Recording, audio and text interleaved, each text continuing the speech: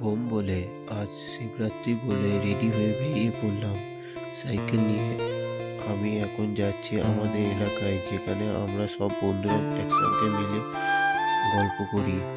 আমরা কজন মিলে ভেবেছি আজ শিবরাত্রি বলে বাবার মাথায় জল ঢালতে যাব। এলাকায় আসার পর এই ভাইটা আমার সাইকেলটা রেখে আসতে গেল। তারপর কিছুক্ষণ ওয়েট করার পর আমাদের গাড়ি চলে আসলো। আমরা এই টোটোটা করে আজকে যাব, সেখানে আমরা জল তুলতে যাচ্ছি। তো তোমাদের তো বলা হয়নি আমরা কোথা থেকে কোথায় জল ঢালবো আর তুলবো। আমরা এখন সান্ডেসা তলায় যাব। সান্ডেসা তলা থেকে জল তুলে আমাদের বাড়ির এখানে বুড়ো শিব তলায় জল ঢালবো। কথা বলতে বলতে আমরা সান্ডেসা তলায় পৌঁছে গেলাম।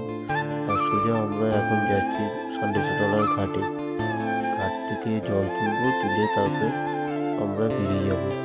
তা বেশি দেরি না করে জল ফল তুলে সব কিছু রেডি করছি।